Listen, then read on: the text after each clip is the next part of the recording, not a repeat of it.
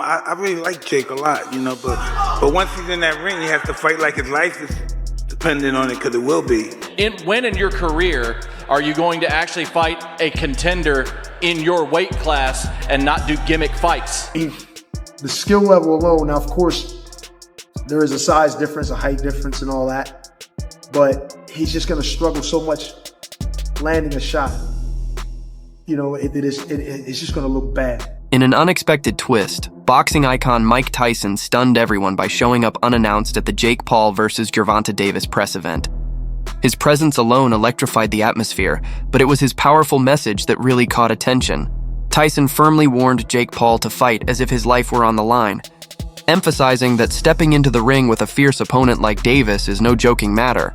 If you saw Jake Paul's fat body videos, and if you think he's taking his training seriously for you. Listen, I think he's taking it very, very seriously because his health depends on it. And yeah, he's nobody I'm not looking past him. I'm taking him lightly at all. The upcoming Jake Paul vs. Gervonta Tank Davis showdown has evolved into more than just a typical fight night attraction.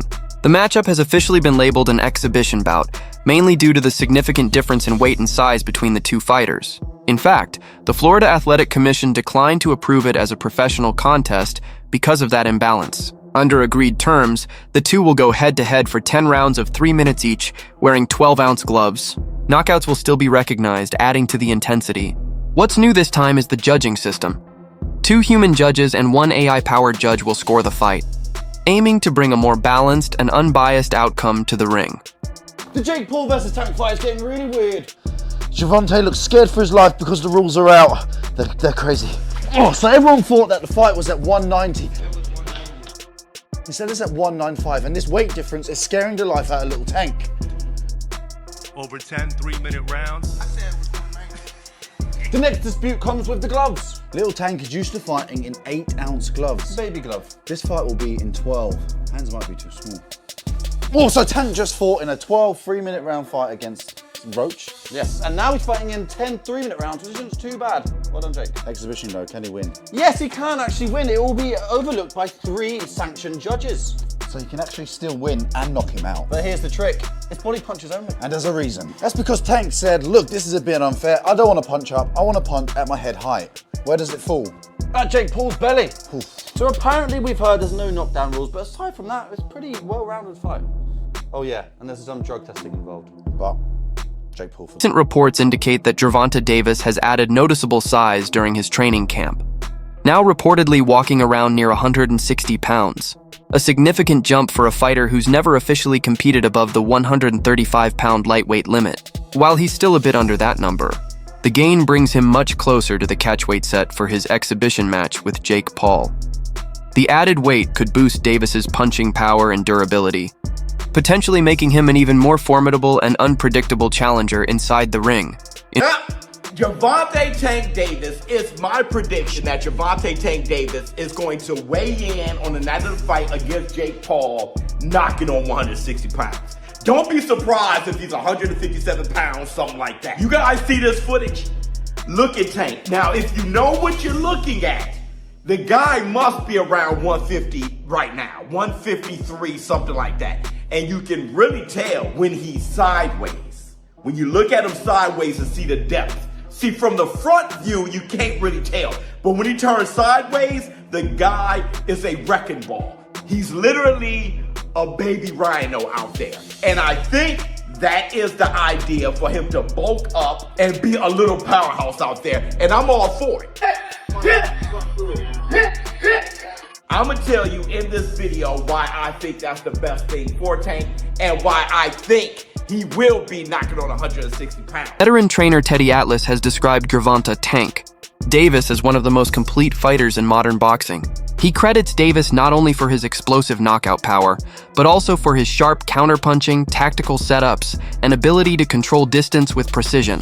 According to Atlas, Davis shows exceptional mental focus inside the ring. Calm, calculated, and always planning his next move, rather than relying solely on strength. In Atlas's eyes, these qualities make Davis stand out among today's top lightweights. He believes Tank possesses the full toolkit needed to challenge someone like Jake Paul, a fighter whose style continues to evolve. but who still lacks the deep technical polish of boxing's elite. The only other time he was in, for the fans to get mad with that, was against Fury's Tommy Fury, but it wasn't that level, obviously, and all the size things you just rightfully pointed out. But he would have been in there with, I mean, it seemed crazy. You're going to go in there with a guy who was a 2-time heavyweight champ and a gold medalist? Wow. Even though the guy's, at a twilight part of his career, still. And you've given a lot of credit and props to Jake Paul on this show of helping get more eyeballs to the sport, but the way he takes it serious and goes about his approach and his work to this craft, that he does take it seriously. With that being said, when he announces Tank Davis, I'm getting tired of these gimmick fights and him loading the deck up. Whether it was Chavez Jr. or an old Mike Tyson, or we could go on and on with some of the UFC guys and the great Anderson Silva at 46 years of age. Tank Davis, great fighter, current fighter, world champion. We know how good he is. Been a top 10 pound for pound guy for you for the last few years now. But he's 5'5" and 135 pounds. This sounds like it would be a 195 pound fight, an exhibition. We didn't count on the records. Not a whole lot of other details other than it will be in November, and it sounds like in Atlanta. But I've said enough. I just want to hear your take. What do you make of this news with Jake Paul and Tank Davis? But, and I'm smiling a little bit. But back in the day, I love the 1800s, 1700s, my friend out there, 1700s, whatever. But I love the old-time fighters. They were catchweights.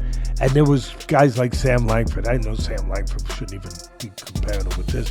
Despite Gervonta Davis's refined skill set and noticeably stronger physique, former super middleweight champion Carl Froch has voiced serious concern about the upcoming matchup. Froch believes that Jake Paul's size and unorthodox punching power could pose a real danger, suggesting that Davis isn't accustomed to taking hits from someone of Paul's build. His warning echoes the skepticism felt by many within the boxing community, where the fight is viewed less as a balanced contest and more as a spectacle, raising ongoing questions about its legitimacy and fighter safety. Just here at Los Naranjos in Viva, España, and I found out that Gervonta Davis is now fighting Jake Paul. So Jake Paul was supposed to be fighting AJ. Eddie Hearn announced 99% done, which we've just spoke about. What next for AJ? Potentially Jake Paul. But it now looks like that Jake Paul is fighting one of Anthony Joshua's legs. He's fighting Gervonta Davis, somebody who's a quarter of his size. I don't even know what's going on. Has Eddie Hearn been played? Let me know what you think. But the AJ fight with Jake Paul's finished. Gervonta Davis, fake Paul, November. I don't know what's going on in the world of boxing. This is an absolute joke. What next for AJ? We'll get into this, and there's so many questions I want to get into in the next episode, but I hope you enjoyed this one. And yeah, I just thought I'd give you a quick update because the news has just come in and I'm just trying to relax and play a bit of golf, and I can't. I've got to get it off my chest. I'm going to add it to this video. Hope you enjoy it. Don't forget, if you haven't already, hit like, share and subscribe to the best channel in the business, Froch on Fighting, and we'll see you very soon. Carl Froch has also raised a strong warning about the potential safety risks surrounding the upcoming Jake Paul versus Gervonta Davis exhibition, pointing out the alarming weight difference of nearly 65 pounds between the two fighters. Interview 7. My name was mentioned at his press conference and he shit himself, and the fight was just absolutely fucking diabolical. Again, I've said before, he's not a professional boxer. He never will be. And he proved time and time again that he's not a professional fighter. So, Jake Paul, go on, piss off. I mean, I don't really take Jake Paul that serious. He can't really box. He can have a little fight, he can have a swing. He swings away, he stands up straight and he throws punches, but it's not professional boxing.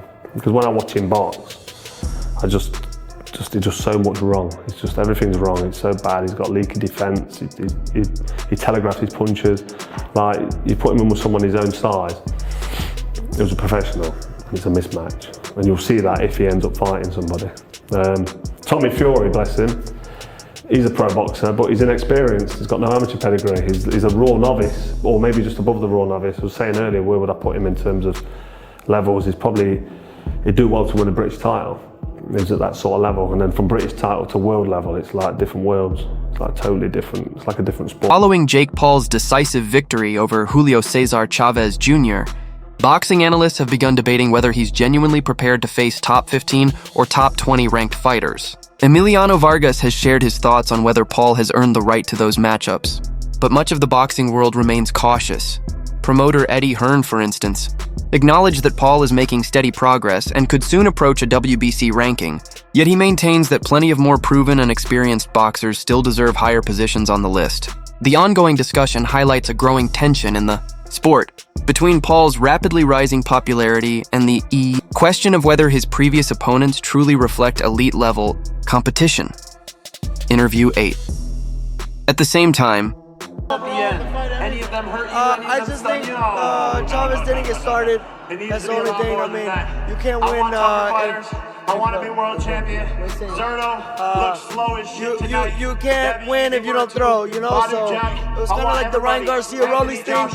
You know, Rollies didn't, I mean, Ryan really didn't get started. So, you know. What'd you think about how Jake looked and fought? Hey, you know what? You're very tough. If he sucked ass, he sucked ass, but he actually looks pretty good. There's people who walk into the gym, you can tell right away if they can box or not. So he can box, he's selling out, you know, obviously this arena, and only thing I can do is take a page out of his book and, you know, put it towards my showmanship. So, you think he's ready for someone like top 15, top 20? I mean, look, you know, he knows who to fight.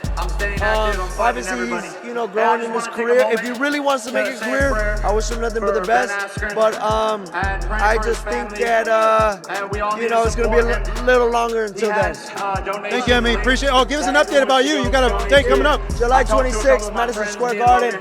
I'm ripped up. I'm ready to go. Ran with Manny Pacquiao yesterday. And, you know, 15-0 on the way. Let's go, baby. Thank you, Emmy. Appreciate it, man. At the same time, many boxing veterans and purists have voiced frustration over talk of Jake Paul possibly earning a WBC ranking, arguing that it could undermine the integrity of the sport. Among the loudest critics is veteran heavyweight Derek Chisora, who insists that true boxers fight their way up the rankings through years of dedication, tough matchups, and proven results. From his viewpoint, awarding Paul a ranking based mainly on popularity or marketing appeal would be a disservice to those who have sacrificed and shed blood to earn their place in the sport. I can't buy the hype at this particular moment in time. Now, I'll give Jake Paul credit for this. At least he's in the ring with a boxer. But 57 years old is 57 years old. And 57 years old and formally walking into a UFC fight as an audience member, as a patron with a cane, it's hard to me to believe a year later that you're going to be in any condition to really, really fight. I hope I'm wrong, but I don't know. And if you're Jake Paul, here's what I want to say to you. It's Mike Tyson, that's fine. It's a money fight, I get you, and you want to make money. But at some point in time, if you keep telling us that you're taking boxing seriously and you want to be recognized as a big-time boxer / fighter, you're going to have to fight somebody closer to your age, who is a contender at the very least in the sport and who lives with it every single day. Could you please get in the ring with somebody? Pretty please with sugar on top. Stephen A. Smith also weighed in after the controversial majority draw between Gervonta Davis and Lamont Roach back in March. He highlighted the strength of Davis's overall record and rejected the notion that the outcome tarnished his reputation. According to Smith, Davis showcased true championship composure, remaining unfazed by doubt or debate. His immediate acceptance of a rematch opportunity was, in Smith's eyes, the mark of a confident fighter, one determined to prove his dominance once again at the sport's highest level. Jake Paul is a professional.